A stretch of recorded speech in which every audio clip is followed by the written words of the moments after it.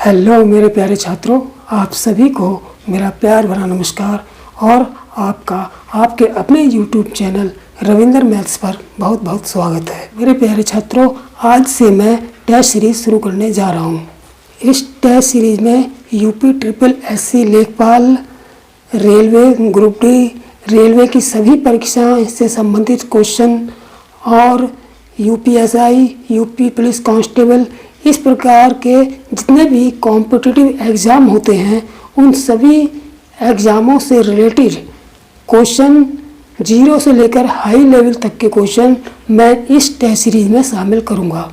मेरे प्यारे छात्रों, इस टेस्ट सीरीज़ के साथ साथ जो मैं चैप्टर करवा रहा हूं वो भी आपके चलते रहेंगे। ऐसा नहीं है कि उन चैप्टर को अध्ययन करना बंद हो जाएगा, वो चैप्टर भी लगातार मैं वीडियो अपलोडिंग करता रहूँगा और साथ में ये टेस्ट सीरीज़ तो आपको मैं प्रोवाइड कराता ही रहूँगा।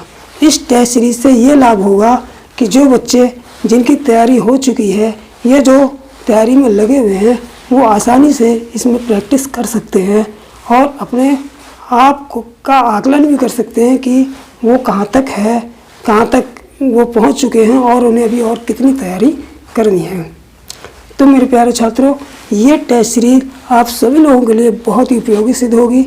अति महत्वपूर्ण क्वेश्चन इस टेस्ट सीरीज में मैं शामिल करूंगा, इसलिए मेरे प्यारे छात्रों, मेरे इस चैनल को सब्सक्राइब जरूर कर लेना और बेल आइकन भी दबा देना, जिससे ये टेस्ट सीरीज जब मैं डालूं तो आपके मोबाइल पर नोटिफिकेशन तुरंत पहुंच जाए और आप उस टेस्ट सीरीज़ को देख सकें और उसको हल कर सकें। ठीक है मेरे प्यारे छात्रों, आज मैं शुरू करता हूँ टेस्ट सीरीज़ का पहला पार्ट। ठीक है, चलिए शुरू करते हैं।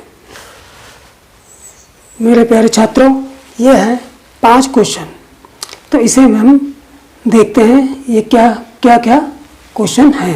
ठीक है, सबसे पहला क्वेश्चन है कि सबसे छोटी अभाज्य संख्या होती है। तो प्यारे छात्रों, मैंने बताया था कि सबसे छोटी जो अभाज्य संख्या है वो कौन सी होती है। सबसे छोटी अभाज्य संख्या यहाँ ऑप्शन दे रखे हैं 1, 2, 3 और 4। तो सबसे छोटी अभाज्य संख्या जो होती है वो 1 नहीं होगी। संख्या 1 जो है वो ना तो भाज्य है और ना अभाज्य है। संख्या 1 ना तो भाज्य है और ना अभाज्य है। संख्या 3 जो है वो कैसी है, वो अभाज्य संख्या तो है, लेकिन इससे भी छोटी एक अभाज्य संख्या है। वो कौन सी है, वो 2 है। तो सबसे छोटी, ये पेपर में क्वेश्चन बहुत पूछा जाता है ये कि सबसे छोटी अभाज्य संख्या कौन सी होती है। प्राइम नंबर, अभाज्य संख्या का मतलब प्राइम नंबर, यानी सबसे छोटा प्राइम नंबर यानी अभाज्य संख्या कौन सी होगी, 2 होगी। ठीक है, इसको आप हमेशा याद रखेंगे, कंठस्थ रखेंगे। दूसरा क्वेश्चन है कि सबसे छोटी भाज्य संख्या कौन सी होती है। अभी मैंने अभाज्य बताई थी, सबसे छोटी अभाज्य संख्या 2। अब सबसे छोटी भाज्य संख्या यानी कंपोजिट नंबर, कंपोजिट नंबर सबसे छोटा कौन सा होता है, 4 होता है। सबसे छोटी भाज्य संख्या यानी कंपोजिट नंबर कौन सा होगा, 4। ठीक है, 2 और 3 क्या है, ये तो अभाज्य है। संख्या 1 ना तो भाज्य है ना भाज्य है, इसलिए संख्या जो 4 है सबसे छोटी भाज्य संख्या है। ठीक, सबसे छोटी संपूर्ण संख्या, संपूर्ण संख्या का मतलब परफेक्ट नंबर, संपूर्ण संख्या का मतलब परफेक्ट नंबर कौन सा होगा। देखिए, परफेक्ट नंबर मैंने बताया था, पिछली वीडियो में बताया था। परफेक्ट नंबर यानी संपूर्ण संख्या किसे कहते हैं, ऐसी संख्या जिनके गुणनखंडों का योग, जो होता है वो उस संख्या के दुगने के बराबर होता है, तो ये संपूर्ण संख्या होती है, यानी परफेक्ट नंबर होता है। तो 8 तो है नहीं ना 10 है। 8 के अगर टुकड़े करेंगे हम, अब जैसे यहाँ पे मैं थोड़ा सा समझा देता हूँ। जैसे ये 8 है, 8 के जब टुकड़े करेंगे इसके गुणनखंड कौन कौन से होंगे, 1 होगा, 2 होगा और 4 होगा और शून्य 8 हो जाएगा। ठीक है, अब इसके योग करो, 2 और 1 3, 4 7 और 8 15। तो इसका योग कितना आ रहा है, 15 ही तो आ रहा है। इसका योग कितना आ रहा है, 15। जबकि परफेक्ट नंबर की डेफिनेशन क्या है कि इनके गुणनखंडों का जो योग करेंगे वो कितना आना चाहिए, वो उस संख्या का दुगना आना चाहिए। ठीक है, 10 के कर लेते हैं। 10 के देख लिए, इसके एक 2 से चली जाएगी और 5 से चली जाएगी और स्वयं 10 से चली जाएगी। इसका योग करिए, 10 5 15 2 17 1 18, यानी कि ये भी इसके भी फैक्टर का योग जो है वो इस संख्या का दुगना नहीं आ रहा है। इसका मतलब ये भी संपूर्ण संख्या नहीं होगी। अब 4 के कर लेते हैं। 4 के फैक्टर कौन कौन से होंगे? देखो, गुणनखंड का मतलब क्या होता है? गुणनखंड का मतलब ये होता है कि ऐसी संख्याएं जो उस संख्या को पूरा डिवाइड कर दे तो वो उस संख्या के गुणनखंड कहलाते हैं। ठीक है, तो संख्या 4 का 1 से डिवाइड पूरी हो जाएगी, 2 से भी पूरी डिवाइड हो जाएगी। ठीक है, और 4 से पूरी डिवाइड हो जाएगी, 1 से, 2 से और 4 से। इसका योग करिए, 2 1 3 4 7 ही आ रहा है, यानी कि इसका योग भी, इसके गुणनखंडों का योग भी संख्या के दुगने के बराबर नहीं आ रहा है। इसका मतलब ना तो ये संपूर्ण संख्या है, ना ये है, ना ये है। अब 6 को देख लेते हैं। 6 को देखो, 1 2 से भी डिवाइड हो जाएगी, 3 से भी हो जाएगी और स्वयं 6 से भी। 6 3 9 2 11 और 1 12, यानी कि इनके गुणनखंडों का योग 12 आ गया। इसका मतलब ये जो कि 6 का दुगना है 12 है, तो सबसे छोटी परफेक्ट नंबर कौन सा हो जाएगी, संपूर्ण संख्या कौन सी हो जाएगी? 6 हो जाएगी। ठीक है, तो सबसे छोटी संपूर्ण संख्या कौन सी हो जाएगी? 6 हो जाएगी। ठीक, अब ऐसी कौन सी केवल एक सम संख्या है जो अभाज्य भी है, जो सम संख्या भी है और अभाज्य भी है? वो तो केवल सबसे छोटी अभाज्य संख्या कौन सी होती है? 2 ही तो होती है, और सम भी है। तो केवल 2 ही एक ऐसी अभाज्य संख्या है जो सम है। बाकी जितनी भी संख्याएं हैं अभाज्य है वो सब विषम है, कोई भी सम नहीं है। केवल 2 ही ऐसी अभाज्य संख्या है जो सम है। ठीक है, 1 से 100 तक अभाज्य संख्याएं कितनी होती हैं? तो देखिए, 1 से 100 तक अभाज्य संख्या कितनी होती है? 25 होती है। यह क्वेश्चन में बहुत पूछा जाता है कि 1 से 100 तक कितनी अभाज्य संख्याएं होती हैं? तो 1 से 100 तक कितनी अभाज्य संख्या होती है? 25 होती हैं। और एक बात और याद रख लीजिए प्यारे छात्रों, 1 से 100 तक पूछिए कितनी होती है? 25। 1 से 50 के बीच में मैंने बताई थी, 1 से 50 के बीच 15 होती है अभाज्य संख्या। अभाज्य संख्या कितनी? 1 से 50 के बीच। और 50 से 100 के बीच कितनी होती है? 50 से 100 के बीच होती है 10 अभाज्य संख्या। तो इसको भी याद रखेंगे, कि 1 से 50 के बीच 15 अभाज्य संख्या और 50 से 100 के बीच 10 अभाज्य संख्या और 1 से 100 के बीच जो है 25 अभाज्य संख्याएं होती हैं। ठीक है, अब और आगे क्वेश्चन देख लेते हैं। प्यारे छात्रों, इन क्वेश्चनों को भी देख लेते हैं। तो जैसे छठा क्वेश्चन है, छठा क्वेश्चन क्या है कि 1 से 1000 तक अभाज्य संख्याएं होती हैं। 1 से 1000 तक अभाज्य संख्याएं होती हैं। तो ये भी इंपॉर्टेंट क्वेश्चन है कि 1 से 1000 तक अभाज्य संख्या कितनी होती हैं? 1 से 1000 तक अभाज्य संख्या कितनी होती है? 168। कितनी होती है? 168। इस बात को भी याद रखेंगे। ठीक है, अब 7वां क्वेश्चन है कि 1 से 100 तक भाज्य संख्याएं होती हैं। अभी तक पूछा था अभाज्य, अब है भाज्य, यानी कि कंपोजिट नंबर।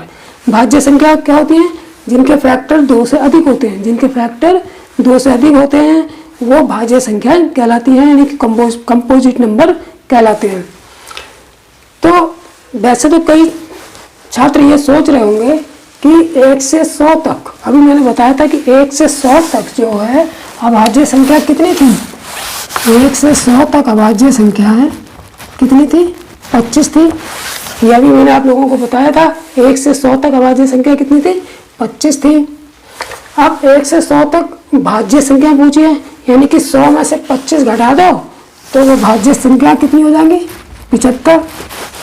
लेकिन नहीं, कई छात्र यही गलती करते हैं कि उन्होंने सोचा 1 से 100 तक जो अभाज्य संख्या 25 होती हैं, तो 100 में से 25 घटा दो, बाकी बची सब अभाज्य ही होंगी।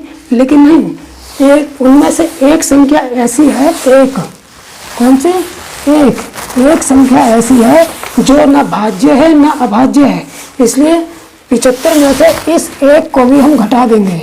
तो कितना आएगा, 5 में से 4, 74। यानी कि 1 से 100 तक जो भाज्य संख्याएं होंगी वो कितनी होंगी, 74 होंगी, ना कि 75। ठीक है। अगर 1 से 1000 तक भाज्य संख्याएं होती हैं, 1 से 1000 तक भाज्य संख्या कितनी होती है, 831। इसको भी आप लोग याद रखेंगे कि 1 से 1000 तक भाज्य संख्या कितनी होती है, 831। अब क्वेश्चन नंबर 9 आ जाए। ये क्वेश्चन नंबर 9 जो है अलजेब्रा का है, और मैं आप लोगों को पढ़ा भी चुका हूँ पिछली वीडियो में कि x प्लस 1/x बराबर √10 दे रखा है, तो x² प्लस 1/x² का मान क्या होगा। तो हम जानते हैं कि जब x प्लस 1/x की वैल्यू दे रखी हो p और उसका स्क्वायर पूछा हो, इसका स्क्वायर पूछा तो क्या लगाते हैं, p² - 2 लगा देते हैं। तो यहाँ पर ये p हो गया, तो ये बराबर क्या लगा देंगे, p² - 2, तो बराबर p की वैल्यू √10, यानी कि √10 का स्क्वायर -2, यानी कि स्क्वायर से 10 कट जाएगा, तो 10 - 2 बराबर 8 आंसर आ जाएगा। ठीक है। तो ये x² किसकी वैल्यू हो जाएगी, x² प्लस 1/x² की वैल्यू हो जाएगी। क्या लगा देंगे, p² - 2, पिछली वीडियो में पढ़ाया ही है। तो p की वैल्यू 10, √10 से स्क्वायर से रूट कट जाएगा, 10 - 2, 10 में से 2 गया, 8 आंसर हो जाएगा। अब और सवाल देख लेते हैं। ठीक है।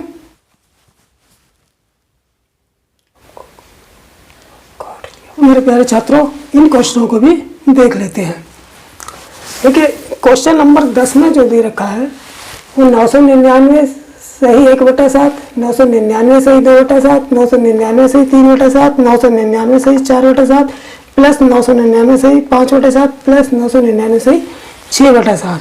अब सबको इसको प्लस करना है। क्या करना है, सबको इसको प्लस करना है। ये ऑप्शन दे रखे हैं आंसर के, तो इनको प्लस कैसे करेंगे। तो देखिए इसमें एक चीज़ देखते हैं कि यहाँ पर भी 999, यहाँ भी 999, यहाँ भी और लास्ट तक सब जगह 999 है। दूसरी बात, सबका हर समान है, यहाँ भी ये भी 7, यहाँ भी 7, हर भी ये भी हर 7, यहाँ भी 7, यानी सबका हर 7, सभी संख्याओं का हर समान है। क्या समान है, हर सब समान है। ठीक है। तो क्या कर लेंगे कि इस टाइप की संख्याओं को लिए हम क्या करेंगे कि यहाँ पर ये गिन लेते हैं कि ये संख्या कितनी है, 1, 2, 3, 4, 5 और 6। तो यहाँ पर हम क्या करेंगे, 6 से मल्टीप्लाई कर देंगे 999 की, 6 से मल्टीप्लाई क्या कर देंगे 999 की, और प्लस कर देंगे कितना, 1/7 plus 2/7 plus 3/7 plus 4/7 plus 5/7 plus 6/7। ठीक है। तो ये हो जाएगा हमारा 6 × 54 की 4, 6 × 54 और 5 59 की 9, 6 × 54 और 5 59। ठीक है। प्लस अब देखिए जब हर समान है तो ऊपर की संख्या जुड़ जाएंगी, 2 1 2 3 3 6 4 10 5 15 और 6 21/7, 7 21 हो गया। और 5994 में से 3 जोड़ेंगे तो 5997 आंसर आ जाएगा। तो कौन सा सही है इसमें, ये पहला वाला सही है। ठीक है। आ गया समझ में। ये जितने भी यहाँ पर सही में लिखे होंगे 999 ये कितने हैं, 1 2 3 4 5 6। तो ये 6 से मल्टीप्लाई कर देंगे इसकी, फिर प्लस करके 1/7 2/7 3/7 को इसको जोड़ के और इसको हल इस तरीके से इसको हल कर लेंगे। ठीक है। ये इसकी शॉर्ट ट्रिक हो जाती है। वैसे करेंगे तो वैसे बहुत लंबा जाएगा। ठीक है। लेकिन चूंकि एग्जाम में हमें समय बचाना होता है तो इस तरीके से शॉर्ट में आंसर कर लेंगे। ठीक है। अब सवाल नंबर 11 पे आ जाइए। 11 में देखिए क्या है, 72 प्लस 72 प्लस 72 फिर इन्फिनेटिव है और फिर डिवाइड का निशान है, फिर 12 - 12 फिर -12 और फिर यहाँ भी इन्फिनेटिव तक है। इस सवाल में और इस सवाल में सवाल पूरा एक ही है, लेकिन इसमें और इसमें क्या अंतर है? इसमें बीच में देखिए प्लस प्लस प्लस आ रहा है और इसमें माइनस माइनस माइनस आ रहा है, बाकी पूरा सवाल एक जैसा है। तो देखिए इसको करने का जो शॉर्ट तरीका है वो क्या है कि ये जो संख्या दी होती है, ये संख्या दी होती है, इसके हम टुकड़े कर लेते हैं। किस तरीके से टुकड़े करते हैं कि ऐसे टुकड़े, ऐसे गुणनखंड करते हैं जिनका अंतर एक आए, जिनका अंतर एक आए। तो 72 कैसे, क्या कौन कौन से गुणनखंड है? 8 × 72। तो 8 × 72 यानी कि 9 में से 8 गया 1, तो इसके टुकड़े क्या हो जाएंगे? 9 × 8। ठीक है, तो इसका तो कितने का अंतर है? इसमें एक ही का तो अंतर आ रहा है। अंतर कितना आ रहा है? डिफरेंस इसमें कितना आ रहा है? डिफरेंस कितने का आ रहा है? 1 का आ रहा है। तो हम 72 के ऐसे टुकड़े करेंगे जिनका डिफरेंस जो है कितना आ जाए? 1 आ जाए। तो 9 × 72, 9 में से 8 गया 1, तो दोनों के बीच अंतर कितना है? डिफरेंस कितना है? 1 है। तो इसी प्रकार हम इसके भी टुकड़े कर लेंगे। ठीक है, इसके 12 के टुकड़े करेंगे। ये 12 है, ये तो ये 12 के टुकड़े कर लेते हैं। तो 12 के जब टुकड़े करेंगे तो कितना आएगा? जिसका डिफरेंस 1 हो तो 4 × 3, और इसका भी डिफरेंस कितना है? 1 ही है। इसका भी डिफरेंस कितना है? 1 ही है। तो ये दोनों काम इधर इसमें भी करेंगे और इसमें भी करेंगे। लेकिन अगर यहाँ पर प्लस है, अगर सवाल में प्लस दे रखा है तो हमारा बड़ी वाली संख्या आंसर होगी। इसका हल, इसका आंसर क्या होगी? यहाँ से लेकर यहाँ तक का आंसर क्या होगी? बड़ी वाली संख्या। अगर प्लस का निशान है तो ये बड़ी वाली संख्या लेंगे। ठीक है, यानी कि 9। फिर आगे भाग,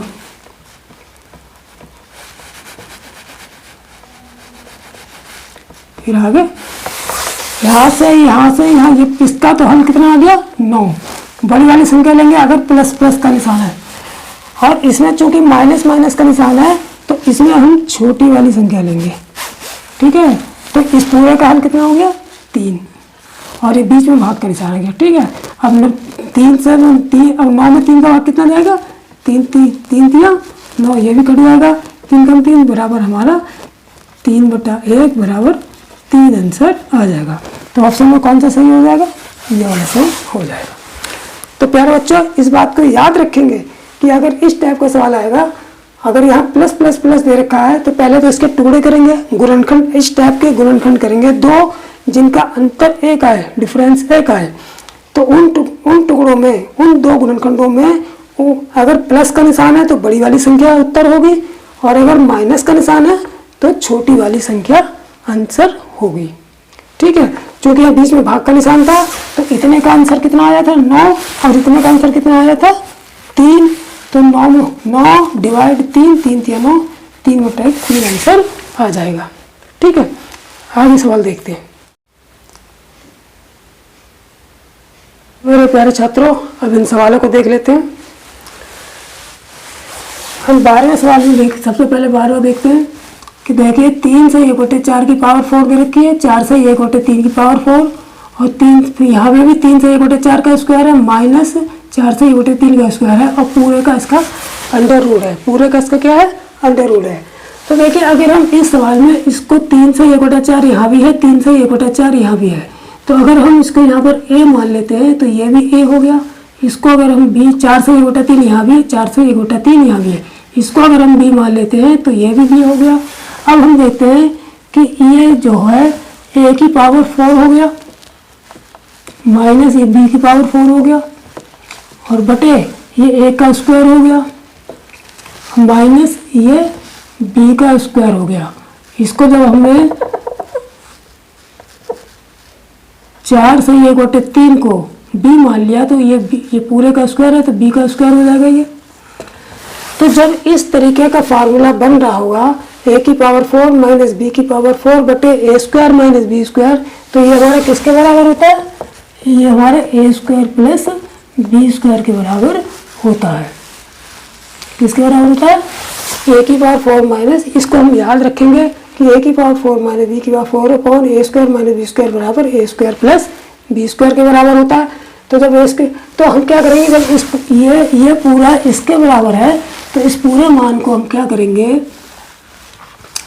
इस पूरे मान को हम यही रख देंगे ए स्क्वायर प्लस बी स्क्वायर, यानी कि बराबर हम क्या करेंगे कि ए स्क्वायर, ए की जगह कितना है 3 से 1/4, 3 से 1/4 का स्क्वायर, और प्लस बी की जगह क्या है 4 से 1/3 का स्क्वायर। यानी कि हम इसको डायरेक्ट ये इसके बराबर होता है, तो इस मान को इसमें डायरेक्ट रख देंगे। ठीक है, इसमें रख के फिर मान रख लेंगे। अब इसको सरल कर लेते हैं। तो देखिए ये हमारा 4 × 12 13/4, 13/4 का स्क्वायर हो जाएगा, प्लस ये 4 × 12 13/3 का स्क्वायर हो जाएगा। ऐसे करके इसको फिर खोल लेते हैं। तो 13 का जब वर्ग करेंगे तो कितना आ जाएगा 169/4 × 16, प्लस इसका भी 169/3 × 9। ठीक है, अब हम क्या करते हैं 169 कॉमन ले लेते हैं। 169 क्या कर लेते हैं कॉमन ले लेंगे, तो इसमें यहाँ क्या बचेगा 1/16, प्लस यहाँ क्या बचेगा 1/9। ये 169 है, ये अंडर रूट से बाहर निकल जाएगा। 169 का वर्गमूल कितना होता है 13, तो इसलिए बाहर निकल के कितना हो जाएगा, ये बाहर निकल के कितना हो जाएगा 13 अंडर रूट।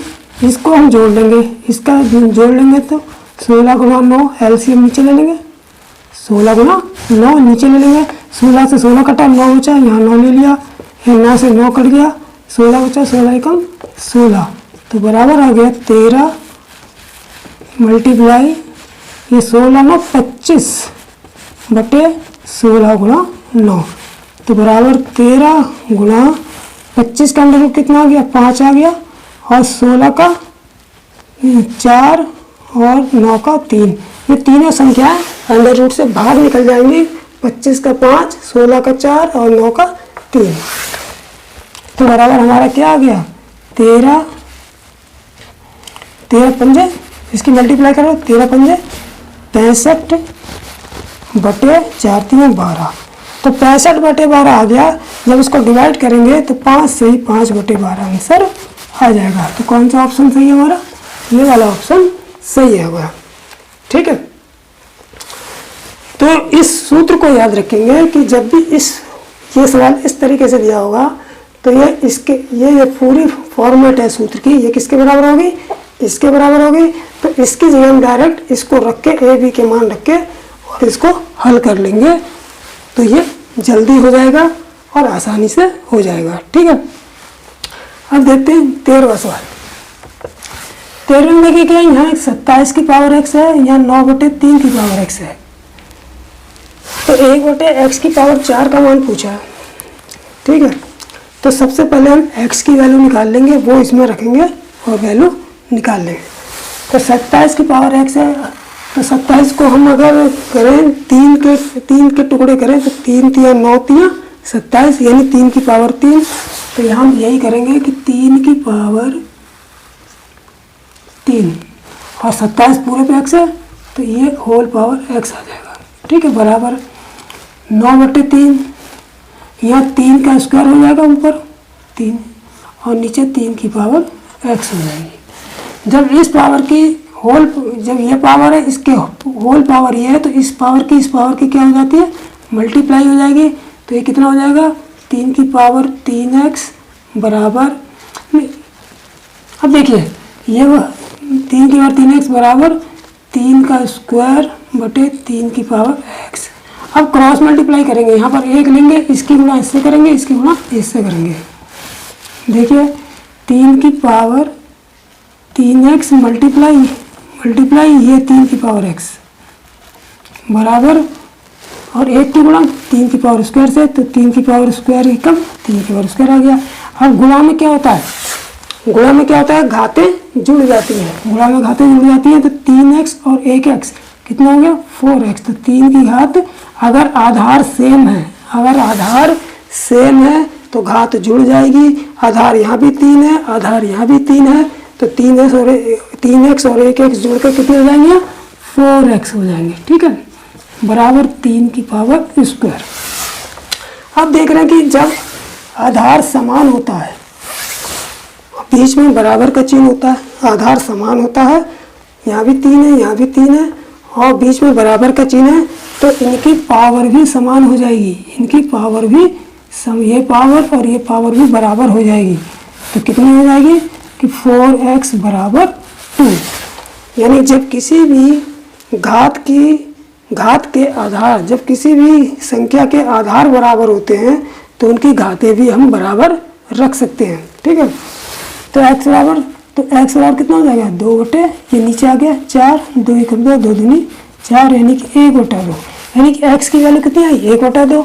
हमसे पूछा क्या है x की पावर 4, तो x की पावर 4 कितना हो जाएगा, जब x की पावर 1/2 तो x की पावर 4 का मतलब 1/2 का 4, तो x की पावर 4 कितना हो जाएगा 4 इसकी 4 बार गुणा कर लेंगे, 2 दूनी 4, दूनी 8, दूनी 16, तो कितने आ जाएंगे 16।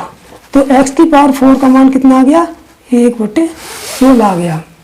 ठीक है, लेकिन हमसे क्या है वो पलट हमने निकाली x की पावर 4 बराबर 1/16, यहाँ उल्टा पूछा है तो हम इसको भी उल्टा कर देंगे, 1/16 का उल्टा क्या हो जाएगा 16 ही हो जाएगा।